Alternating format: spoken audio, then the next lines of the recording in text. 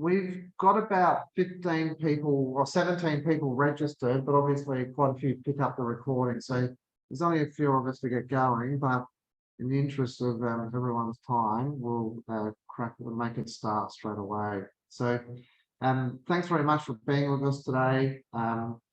It's great to have a discussion with one of our professional services partners in Wallmans Lawyers around a really important issue today. For those of you that don't know, I think I know all of you. I'm Sean de Bruin, the CEO of the Tourism Industry Council. And before we get going, I'd just like to acknowledge that at least where I am today, I don't know where Michael is today, that we undertake this in conversation on the lands of the Garda people, and will recognise their connection to country and pay respect to elders past, present and emerging. The In Conversation series is something that TIC-SA started a few years ago. It's a really important platform for our members and the broader industry to connect and understand different things that are going on in the industry that impacts their business. And really pleased to have Wallmans Lawyers with us today. And in a moment, I'll introduce Michael, our speaker and expert. Obviously, we always say keep your microphones on mute. Please also feel free, because it's a small group, feel free to come off mute and make any questions or points you wish to raise. We welcome that interaction, and also please feel free to use the chat function if you would like to do that too. Just also, we are recording the session and we will distribute it to the other people that have registered. So, as I said earlier, today is such an important issue for businesses across the country that obviously we're going to look at the federal award increases that occurred from the 1st of July and were announced in June. And it's obviously a significant increase of at least 5.75%, and in some cases as much as 8.6% for award rate wages at the federal level. And obviously these award increases also flow on to other employee benefits like superannuation allowances, casual rates and others.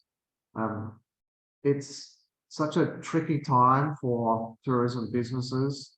It's really important that costs remain at a minimum, and obviously you're all battling to do that in your businesses.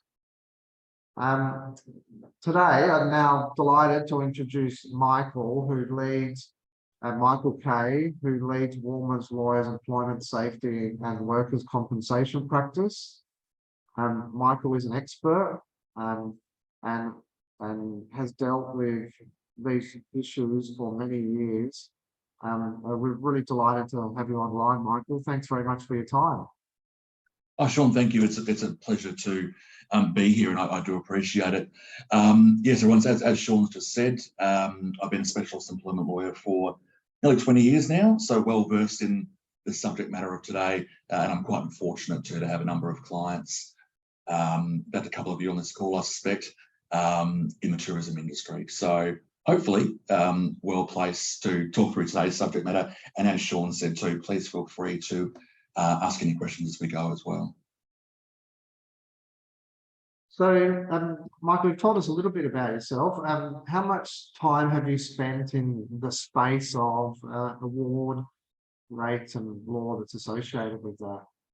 A fair bit, but not so much the increase itself. As you've already touched upon, Sean, I guess the legal changes, which is the award rate increase of 5.75 and the minimum wage increase of 8.6%, they're pretty easily applied. I think what we've been giving the most advice on and assisting clients with, I guess, is just how to manage this increasing cost to business, noting that this increase has come off the back of a near record increase last year. So a lot of the advice we've been giving isn't so much the technical interpretation piece. That's the percentage increase is pretty straightforward. It flows on to most things in the award, whether it's loadings or superannuation, they're all tied in together. Yeah, it's just the unfortunately increasingly limited options that employers have to get bang for their buck, so to speak. That's been our focus.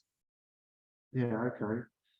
And because what were the increased percentages last year? Because I don't recall. I know they were big, but I don't recall. As soon as I said that, I thought you might ask me that, and I actually don't recall. Sorry. From memory, though, it was quite high. I'm going to say was meant for awards. It was about maybe 5%, 5 and a bit percent. Yeah, that's my recollection as Yeah. well. Yeah, it's such a and right now it's for tourism businesses. What we're hearing is that you know, it is really soft for most tourism businesses right at the moment, and hopefully spring's going to be a stronger period, but it's always a bit disconcerting when costs are going up in your business. It is. Sorry to interrupt you, Sean. You're absolutely right. And one thing that I see is that although I normally come from the employer side of the fence, nobody's been happy with this decision, because you have the unions and the employee reps saying that even you know, the 5.75% increase, which applies to most award covered, that hasn't even met inflation. So it is a reality that in terms of real dollars, wages are going backwards. Having said that, though, important qualifier, those of you that have businesses to run know that our costs of business are going up along with inflation as well. So not unfairly, you've got some businesses saying, well, look, 5.5% last year, 5.56% this year. Yeah, it's problematic. But yeah, one of those things where you'll never please anybody. But look, again, at the end of the day, it comes back to just really, I can talk to this more a bit later as we go on, but I guess the figures are what they are. It's a non-negotiable of doing business at the moment. It's really about being clever around getting that return on investment, to use that lawyerly word, in terms of how we pay our wages and getting efficiencies and performance back from our staff. But often easier said than done. Yeah, okay. Thanks, Michael. So that impacts superannuation as well, or how is that applied in terms of superannuation? It does. So that they're different decisions. The Fair Work increase is an annual decision issued by the Fair Work Wage Panel. Superannuation, however, with its 0.5 annual increases, has been locked in for some time. So that's going to continue to increase by 0.5 up to 12%, I think it is. It's hard to recall, because when the government's changed, they have differing views in terms of how much super should be and how quickly it should scale up and down. But long story short, yeah, from 1 July, super has gone up to 11%. And the important tip I'd add on that too, again, not the increase is what it is. It's payable, it's not negotiable. But one tip I'd give you all watching is that a common mistake I find is that people often just pay superannuation on everything in terms of that, gross payable super, that at 11%. Not the case. There are some examples of certain entitlements that don't attract super. Now, there's quite a long list, of course, of entitlements, and I'd recommend, if you're unsure on this particular piece, of course, you can speak to your accountant, who's normally tasked with these sorts of things, but otherwise the ATO have a really good table of which entitlements are superable and which aren't. And so that's really helpful. I deal with this stuff every day, and even I have to go back and double check what is or isn't. A couple of good examples that people forget about: unused annual leave payable on termination. That can often be a big chunk of money, but that doesn't attract super. Other examples too: certain times of overtime and even certain types of leave loading, depending on how they're defined, don't attract super. So look, if you're paying above the odds, looking closely at it, you might not shave too much off. But again, in the time when every dollar matters, if you're unsure about what's superable, have a close look. Check the ATO's website first. They've got some pretty good resources on that. And if you need further help afterwards, then get some specialist advice. Brilliant. That's a great tip. Thanks, Michael. I wasn't aware of that. So what awards generally pick up tourism businesses? Can you give us some advice on that? And obviously we've got some, we've got sort of transport operator with us today. We've got people in the wine industry. Can you give us a bit of a take? But obviously it's award staff that we're talking about here, federal award staff. Absolutely. And it's interesting that you say this, Sean. In a perfect world, I'd love to give you all a nice little tidy package of 2 or 3 awards to worry about. But having operated in this industry for a long time, in fact, it's probably closer to 10 would you believe, modern awards that can apply in what we consider as tourism. You've mentioned transport, long and short distance. The most common, I guess, in terms of just not just people on this conference, but across the sector broadly, are probably the usual suspects, as I call them, which is the Hospitality Award or the Hygge Award, restaurants, retail, amusement and rec, less so, but I still see it, particularly for Murray operators, marine tourism and chartered vessels. I often joke that the Alpine Resorts Award is a very well-known one, but we don't have too many Alpine resorts in South Australia, so we don't need to worry about that, as glamorous as it sounds. But yeah, it's one of those things where I'm often asked this quite badly, but it's actually very complicated, and people often can and should need to get specific legal advice, where I guess they can sometimes fall through the gaps of the less obvious providers. So if you're not obviously a retail outlet or a licensed premise or a chartered vessel, and a lot of you aren't, the question of award coverage can be really complicated. But look, rather than overwhelming you all with how complicated it is, I think if you don't fall into an obvious category, if you're unsure, again, first stop is the Fair Work Ombudsman's website. It's increased in got to be careful how I word this.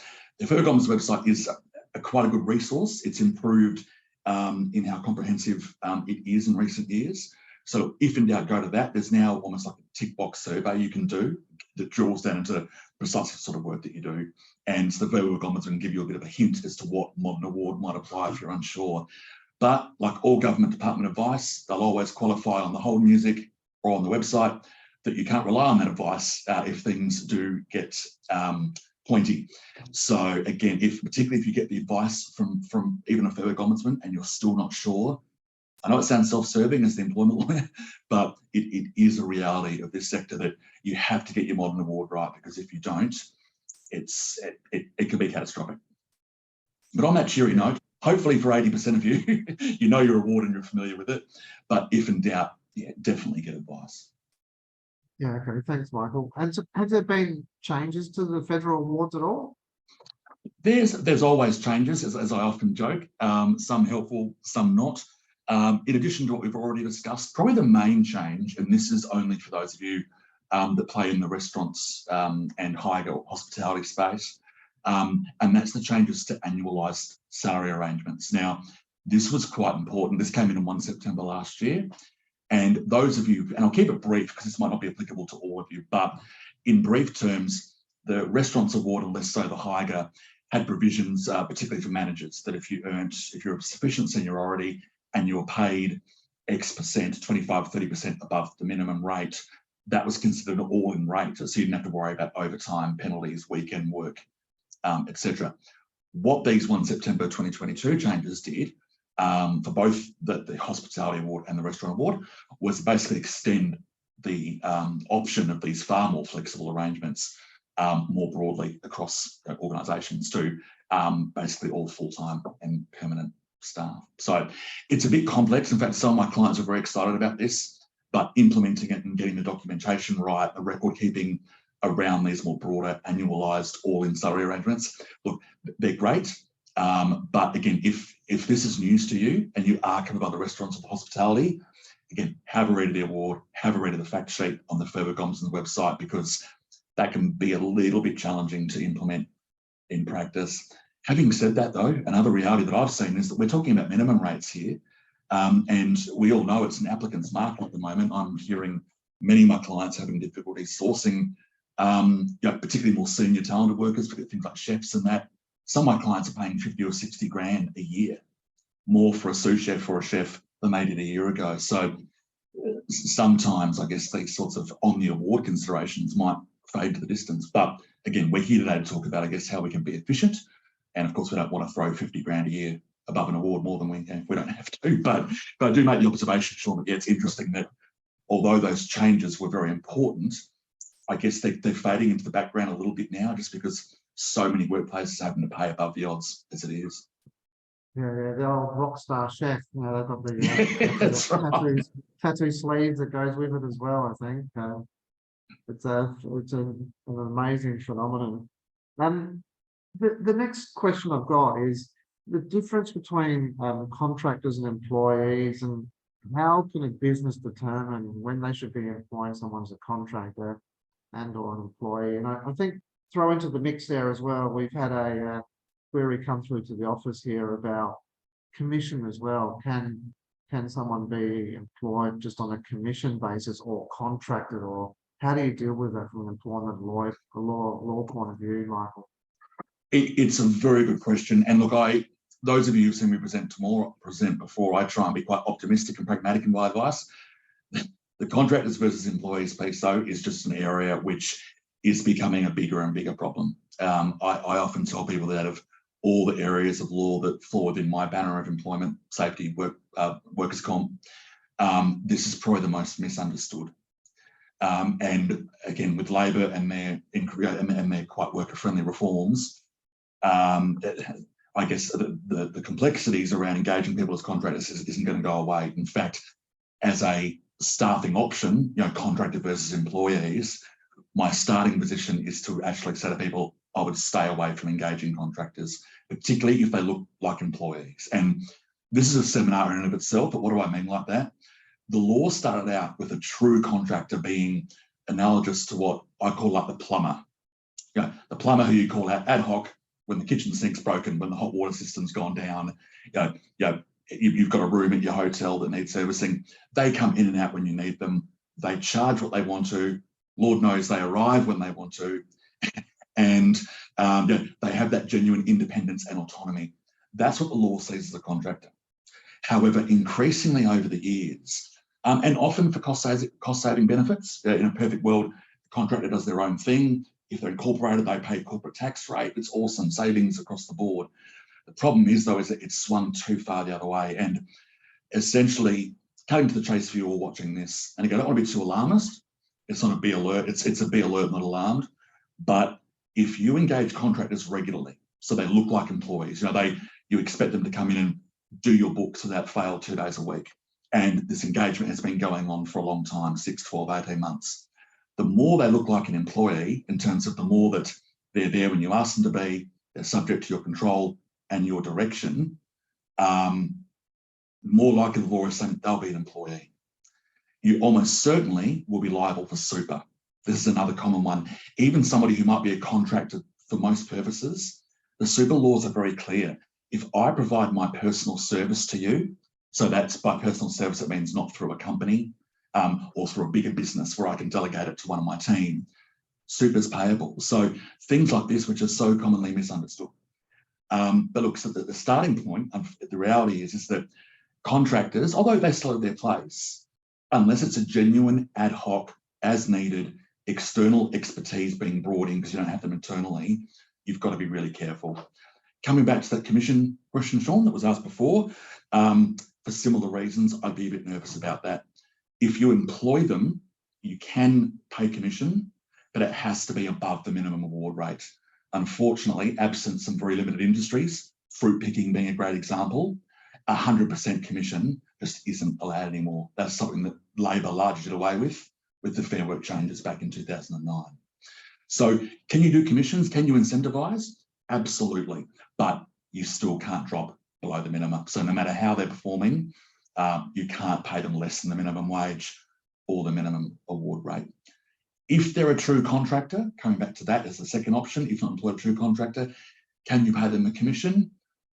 Again, yes, but you've got to come back to precisely the nature of the work. Is it regular? Do you have other people internally doing it? If so, the risk is just too high that they could be found to be an employee, particularly for that purpose. So because I don't want to alarm, and again, the indicia or the indicators of whether a particular worker is an employee or a contractor is a 3-page table that has all sorts of indicators and, do they bring their own tools, their own expertise, degrees of control. The High Court wrote a 120-page judgment about it, fascinating stuff. But the point remains is that, again, and first port of call, ATO website, Fair Work Ombudsman website. Having said that, this is an incredibly complex area of the law. In any given week, probably 10 to 15% of the file work I do is just giving advice on this area. It is horrifically complicated. And not just that, the tests vary depending on what you look at. Superannuation has its own test. Payroll tax, workers' comp, They all have their own tests. So first got a call, government websites, but if you're still being concerned, you want to think about specialist advice. Thanks, Michael. Gary's put a question into the chat. Gary, do you want to speak to that, or are you happy for Michael just to have a look at that?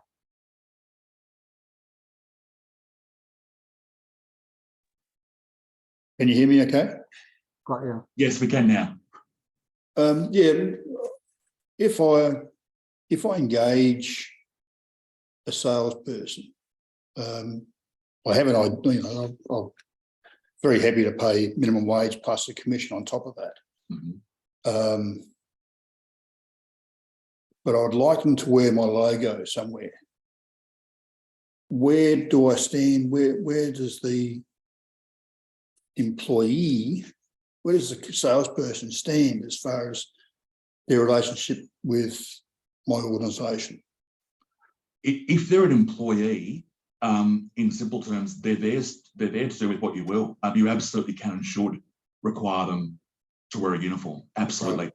But if you're engaging them as a contractor, though, that's a bit different. And I often give advice to people saying, look, we've got this guy, he's a contractor, but we make him wear a uniform. I often say, well, that makes me a bit nervous because, of course, wearing a uniform, it's more of an employee thing. But if they're employed, you've clearly employed them, as you say, legal minima plus commission, absolutely. And in fact, I'd suggest you do get them wearing a uniform so you're getting your brand out there. Well, yeah, my position is that if I'm going to pay him a minimum wage, I might as well bloody employ him. Spot on. And it's a very good question because people, I think, still see contractors as somehow reducing their risk and reducing their cost, but they just don't anymore. Yeah, question solved. Thanks. No worries. Thanks, Michael. Thanks, Gary. So yeah, obviously it's a fascinating area. Have there been any other legislative changes, Michael, in terms of fixed term contracts and pay secrecy clauses and things like that? I'm just interested in any updates you have there. Sean, it is a great time to be an employment lawyer. There have been a significant number of changes. I often joke that as long as there is alternating Labor and coalition governments, I'll always have a job because workplace law probably changes more than any other law. And just a bit of a tip for you all, Australia by far has the most complex workplace relations system in the world. So that's a joy. I often joke I shouldn't have a job, but I do. It is what it is. So in terms of the changes relevant to you all watching this in the tourism sector, three things. The first is the changes to parental leave. Now, the changes are actually quite complicated. I've had reason to have to step through the changes specific to parental leave a few times now, and the wording's not ideal, but in simple, and again, potentially a seminar for another day, but in simple terms, the entitlement has increased to 20 weeks all up for mum and I say mum and dad, it's not that the legislation uses more appropriate terminology in terms of primary parent and secondary parent, etc. But yeah, there's been an increase in terms of benefits. But again, that doesn't come up as often, but if you do have somebody going off on parental leave, make sure you double check the Federal Ombudsman's website because there has just been a bit of tinkering around how that works, particularly, and this is what I mean, sorry by it being a bit rare, but particularly if you have two employees that are co-parenting, and that can sometimes, and so the laws have changed in terms of how you deal with it, in terms of them both being your employees and how primary caregiver leave works with the non-primary caregiver. So that's the first thing. But again, any questions, let us know, because fortunately, I don't advise on parental leave that much because it's not something that happens week in, week out. And most of the time it's relatively strong, but worth keeping in mind. Secondly, fixed term contracts. Now, I'll only mention this briefly, Sean, because my sense is that those of you watching and my clients in the tourism sector don't use fixed term contracts all that often. So I'll keep it brief. However, it's very important that if you do use fixed term contracts, that you consider getting rid of them effectively or considering other hiring options ASAP. Why is that? Well, from December of this year, so these changes haven't kicked in just yet, but from December of this year, fixed term contracts will not be prohibited outright, but their use will be so restricted to effectively make them meaningless. In simple terms, and again, complicated changes, but in simple terms, you can't put somebody in a fixed term contract for any more than 2 years, all up. And later on, that's not a short period, but having said that, it's causing a lot of problems, particularly for my clients in the non-profit sector or in the government sector, who, as we all know, do often rely on government funding. So look, it's causing a lot of headaches, but I mention it briefly for now because I don't know if that'll concern too many of you, but if it does, again, feel free to reach out to the Fair Work Ombudsman website or get in touch with any questions. The final one, and again, maybe for 20% of you, but really important, pay secrecy laws. Labor made a big deal out of this in the media, and rightly so. It's effectively unlawful, and you can face significant fines now if, and this has been the case since June, so this applies to you. I'd get on this pretty quick smart. If you have anything in your letters of offer, contracts of employment that suggests that paid entitlements are secret or confidential or whatever else, you could actually be committing an offence. So I would go back and just double check to see if you have anything that could resemble a pay secrecy clause in your contracts. At the risk of getting it personal, is this a bit of an overreaction? I do think it is, particularly making it a finable offence for having such a clause. But in fairness, I do understand where Labor are coming from. This is part of those whole, I guess, package of changes which are meant to improve transparency in wages in the workplace, and particularly for those areas, particularly women who traditionally haven't seen parity in terms of wages. That the suggestion was that by removing any inhibition on being able to discuss salaries and entitlements, that could help free up that wage benefit discussion. Having said that, though, it has caused a bit of a panic because a lot of employers don't know about it yet. So if that's news to you, get on it. How do you deal with it if it's news to you? It needs to be in writing because, as you'll know, by law, not by law, most contracts or letters of have a clause saying they can only be varied by writing. So if you do need to vary this, you'd at least want an email or something signed by the employer basically saying, look, refer to clause 16 of your contract that says you can't discuss your salary, confirming that from the date that you've signed, that clause is no longer applicable, full stop. So it doesn't need to be any more complicated than that, but you absolutely do want a paper trail if that applies to you. So they're the three main ones, Sean, to answer your question. Again, there has been a whole raft of changes, particularly if any of you, again, not many, but if any of you watching this have enterprise agreements, that is worth a separate discussion because they have had wholesale significant change, which is causing a lot of consternation, particularly if you might have a zombie agreement. These enterprise agreements that are really old now. But yeah, so enterprise agreements, I'd park that because I don't think it's going to be relevant to many of you, but if it is, get in touch because that's keeping us very, very busy. Fascinating, isn't it? On the fixed term contracts, are you seeing many businesses come through with challenges around how to transition into another piece of apparatus to employ staff, and obviously what they transition to full-time employees or full part-time employees, I assume? Absolutely. What you've just said then will be the piece later on, but fortunately, because we've still got until December to worry about this, we're dealing more with the earlier stage in terms of, to be blunt, trying to see if my clients that use fixed term contracts a lot can fall into one of the exceptions in the Act. The issue or the concern that we have, though, is that so the government, when it drafted these fixed term limitations, did put in exceptions for things such as, that we've seen before, for things such as if it's a fixed project, we can tie a contract to that, tick. If you rely on government funding, within reason. So I guess government did say, look, hang on, we get it that fixed term contracts can work on some occasions, but with the greatest respect to parliamentary drafts people, the exceptions are drafted in quite ambiguous terms. So even my clients who there is, again, not relevant to you all so much, I'll keep it brief, but to my clients in the public sector and non-profits who are reliant almost entirely on government funding, the way that the laws are drafted, it's not clear if they get the carve out. So in fact, at this point, there's actually a very big push, including myself, to actually see if we can get the laws tinkered with. Because again, I think they're well intentioned. That initial concept of, look, you can't just hire poor old Ethel on a series of 15 years and a series of 12-month contracts. That's nobody wants that.